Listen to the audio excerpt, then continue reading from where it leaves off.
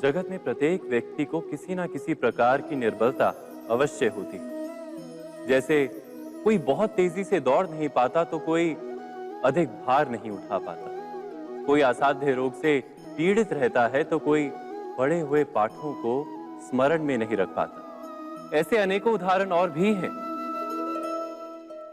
क्या आप किसी ऐसे व्यक्ति को जानते हैं जिसे सब कुछ प्राप्त हो और हम जीवन की उस एक निर्बलता को जीवन का केंद्र मानकर जीते हैं? इस कारणवश हृदय में दुख और असंतोष रहता है सदा। निर्बलता मनुष्य को जन्म से अथवा संजोग से प्राप्त होती है, किंतु उस निर्बलता को मनुष्य का मन अपनी मर्यादा बना लेता है। किंतु कुछ व्यक्ति ऐसे भी होते हैं जो अपने पुरुषार्थ और श्रम से उस निर्बलता को पराजित कर देते हैं। क्या भेद है उनमें और अन्य लोगों में? क्या आपने कभी विचार किया है? सरल सा उत्तर है इसका। जो व्यक्ति निर्बलता से पराजित नहीं होता, जो पुरुषार्थ करने का साहस रखता है हृदय में, वो निर्बलता को पार कर जाता है। अर्थात निर्बलता अवश्य ईश्वर देता है, किंतु मर्यादा मनुष्य का मन ही निर्मित करता है। स्वयं विचार कीजिए।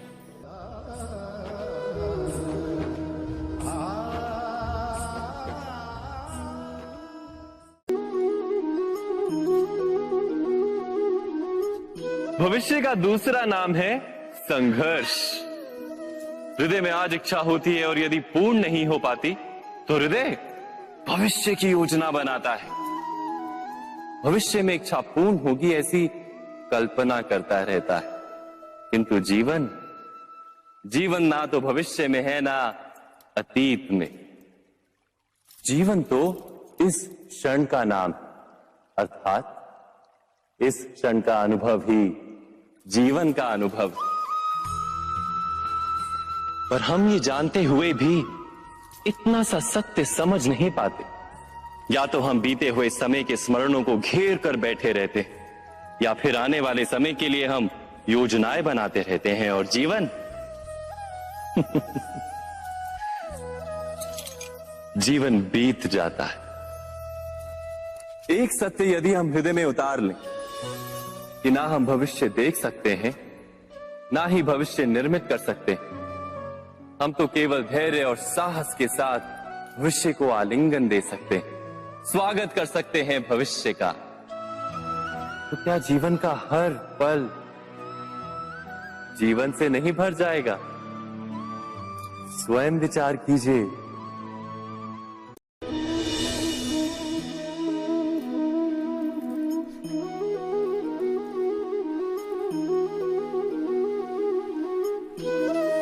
ज्ञान प्राप्ति सदा ही समर्पण से होती है, यह हम सब जानते हैं। किंतु समर्पण का वास्तविक महत्व क्या है? क्या हमने कभी विचार किया? मनुष्य का मन सदा ही ज्ञान प्राप्ति में विभिन्न बाधाओं को उत्पन्न करता है। कभी किसी अन्य विद्यार्थी से ईर्ष्या हो जाती है, कभी पढ़ाए हुए पाठों पर संदेह जन्मता है और कभी गुरु द्वारा दिया गया दंड मन को अहंकार से भर देता है। नहीं, क्या ऐसा नहीं होता? न जाने कैसे कैसे विचार मन को भटकाते हैं और मन की इसी अयोग्य स्थिति के कारण हम ज्ञान प्राप्त नहीं कर पाते। मन की योग्य स्थिति केवल समर्पण से निर्मित होती है। समर्पण मनुष्य के अहंकार का नाश करता है, ईर्ष्या, महत्वाकांक्षा आदि भावनाओं को दूर कर हृदय को शांत करता है और मन को एकाग्र करता है। वास्तव में ईश्वर की सृष्टि में ना ज्ञान की मर्यादा है ना ज्ञानियों की। गुरु दत्तात्रेय ने तो गाय और श्वान से भी ज्ञान प्राप्त कर लिया था। अर्थात विषय ब्रह्म ज्ञान का हो या जीवन के ज्ञान का या गुरुकुल में प्राप्त होने वाले ज्ञान का, उसकी प्राप्ति के लिए गुरु से अधिक महत्व है उस गुरु के प्रति हमारा समर्पण। क्या ये सत्य नहीं?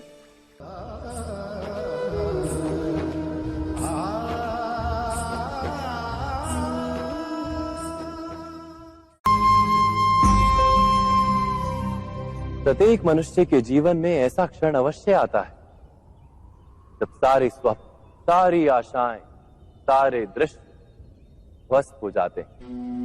जीवन के सारे आयोजन ही बिखर जाते हैं। एक और धर्म होता है और दूसरी ओर सुख। इसी को धर्म संकट कहते हैं। जब धर्म का वहन ही संकट हो और धर्म का त्याग ही सुख हो। विचार कीजिए, कभी किसी स्वजन के विरुद्ध सत्य बोलने का अवसर प्राप्त हो जाता है, कभी ठीक दरिद्रता के समय सरलता से चोरी करने का मार्ग प्राप्त हो जाता है, कभी किसी शक्तिशाली राजनेता या राजा के कर्मचारी का अधर्म प्रकट हो जाता है। सबके जीवन में ऐसी घटना बनती ही रहती है। अधिकतर लोग ऐसे किसी क्षण को धर्म संकट के रूप में जान ही नहीं पाते। हमें किसी प्रकार के संघर्ष का अनुभव ही नहीं होता। सहजता से सुख की ओर खींचे चले जाते हैं, जैसे मक्खी गुड़ की ओर खींची चली जाती। वास्तव में धर्म संकट का क्षण ईश्वर के निकट जाने का क्षण होता है। यदि हम संघर्षों से भयभीत ना हो, सुख की ओर आकर्षित ना हो, अपने धर्म पर दृढ़ रहे, तो ईश्वर का साक्षात्कार दूर नहीं।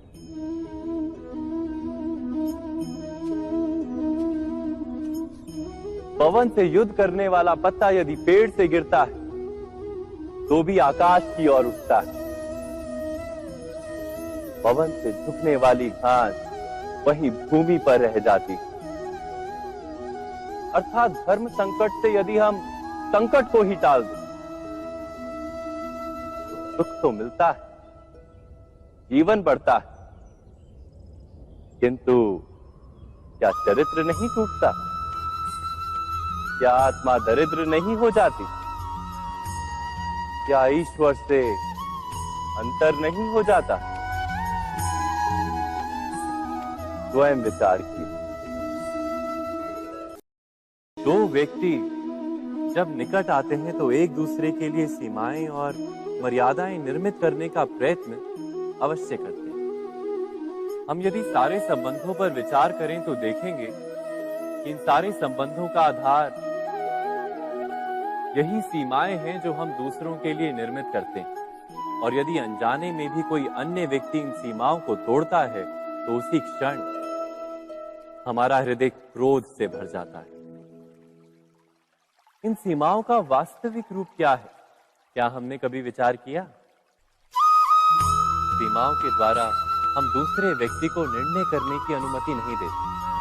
अपना निर्णय उस व्यक्ति पर थोपते हैं, अर्थात किसी की स्वतंत्रता का अस्वीकार करते हैं। और जब स्वतंत्रता का अस्वीकार किया जाता है तो उसका हृदय दुख से भर जाता है। और जब वो सीमाओं को तोड़ता है तो हमारा हृदय क्रोध से भर जाता है। क्या ऐसा नहीं होता?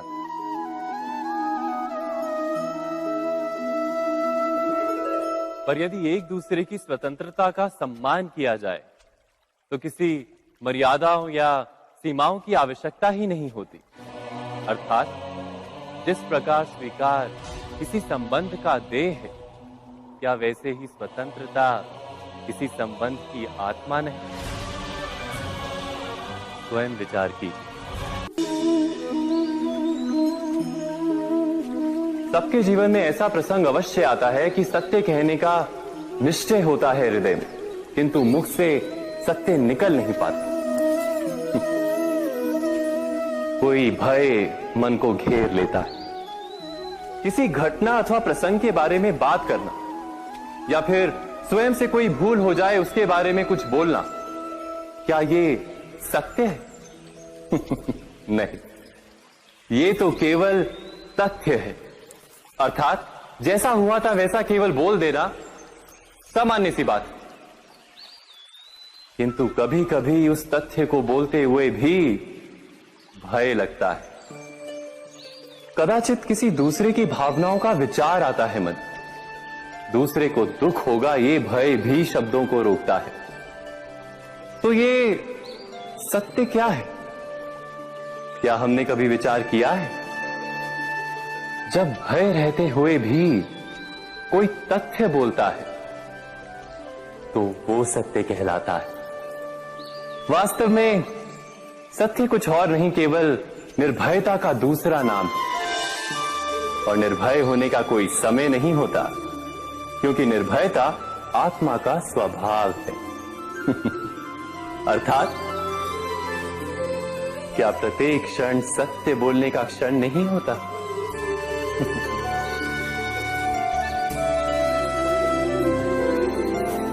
स्वयं विचार कीजिए।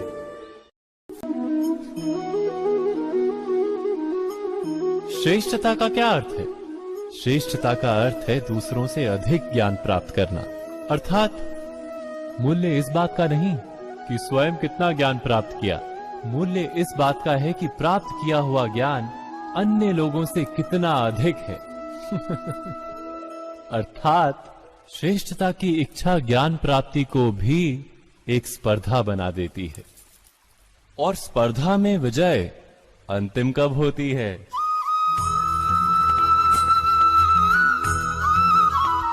कुछ समय के लिए तो श्रेष्ठ बना जा सकता है, किंतु सदा के लिए कोई श्रेष्ठ नहीं रह पाता।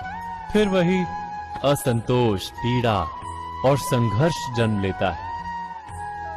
किंतु श्रेष्ठ बनने के बदले यदि उत्तम बनने का प्रयत्न करें तो क्या होगा? उत्तम का अर्थ है कि जितना प्राप्त करने योग्य है वो सब प्राप्त करना, किसी से अधिक पाने की इच्छा से नहीं, मात्र आत्मा की तृप्ति हेतु कुछ प्राप्त करना। उत्तम के मार्ग पर किसी अन्य से स्पर्धा नहीं होती, स्वयं अपने आप से स्पर्धा होती है। अर्थात उत्तम बनने का प्रयत्न करने वाले को देर अबेर सारा ज्ञान प्राप्त हो जाता है। बिना प्रयत्न के ही वो श्रेष्ठ बन जाता है। किंतु जो श्रेष्ठ बनने का प्रयत्न करता है वो श्रेष्ठ बने या ना बने, उत्तम कभी नहीं बन पाता।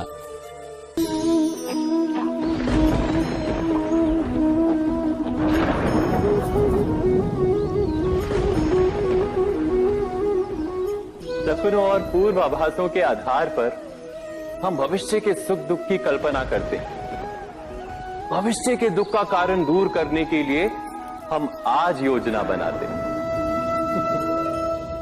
किंतु कल के संकट को आज निर्मूल करने से हमें लाभ मिलता है या हानि पहुंचती है? ये प्रश्न हम कभी नहीं करते। सत्य तो ये है कि संकट और उसका निवारण साथ जन से, व्यक्ति के लिए भी और सृष्टि के लिए भी। नहीं, आप अपने भूतकाल का स्मरण कीजिए, इतिहास को देखिए। आप तुरंत ही ये जान पाएंगे कि जब जब संकट आता है तब तब उसका निवारण करने वाली शक्ति भी जन्म लेती है। यही तो जगत का चलन है। वस्तुतः संकट ही शक्ति के जन्म का कारण है। प्रत्येक व्यक्ति जब संकट से निकलता है तो एक पद आगे बढ़ा होता है, अधिक चमकता है, आत्मविश्वास से अधिक भरा होता है, न केवल अपने लिए अपितु विश्व के लिए भी। क्या ये सत्य नहीं? वास्तव में संकट का जन्म है एक अवसर का जन्म, अपने आप को बदलने का, अपने विचारों को ऊंचाई पर करने का अवसर, अपनी आत्मा को बलवान और ज्ञान मंडित बनाने का अवसर। जो ये कर पाता है उसे कोई संकट नहीं होता, किंतु जो ये नहीं कर पाता वो तो स्वयं एक संकट है विश्व के लिए। विचार कीजिए।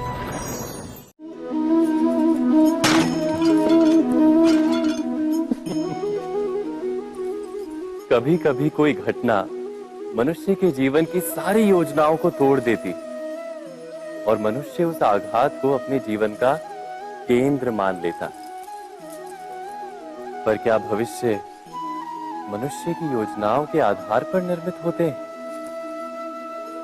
नहीं। जिस प्रकार किसी ऊंचे पर्वत पर सर्वप्रथम चढ़ने वाला उस पर्वत की तलाई में बैठकर जो योजना बनाता है, क्या वही योजना उसे उस पर्वत की चोटी तक? नहीं। तो क्या युद्ध से जूझता हुआ मन कोई योग्य निर्णय ले पाएगा? वास्तव में शांत मन से जब कोई निर्णय करता है तो अपने लिए सुखद भविष्य बनाता है, किंतु अपने मन को शांत करने के लिए जब कोई निर्णय करता है तो वो व्यक्ति भविष्य में अपने लिए कांटों भरा वृक्ष लगाता है। स्वयं विचार कीजिएगा।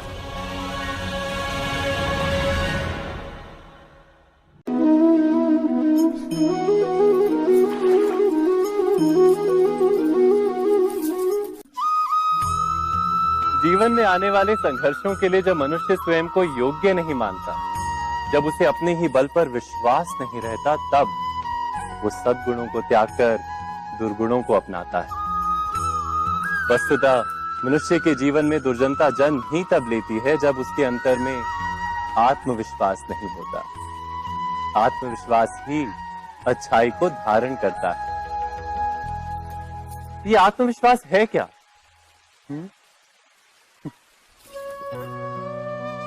जब मनुष्य ये मानता है कि जीवन का संघर्ष उसे दुर्बल बनाता है, तो उसे अपने ऊपर विश्वास नहीं रहता। वो संघर्ष के पार जाने के बदले संघर्ष से छूटने के उपाय ढूंढने लगता है। किंतु जब वो ये समझता है कि ये संघर्ष उसे अधिक शक्तिशाली बनाते हैं, ठीक जैसे व्यायाम करने से देह की शक्ति बढ़ती, तो प्रत्येक संघर्ष के साथ उसका उत्साह बढ़ता है। अर्थात आत्मविश्वास और कुछ भी नहीं, मन की स्थिति, जीवन को देखने का दृष्टिकोण मात्र है। और जीवन का दृष्टिकोण तो मनुष्य के अपने वश में होता है। स्वयं विचार कीजिए।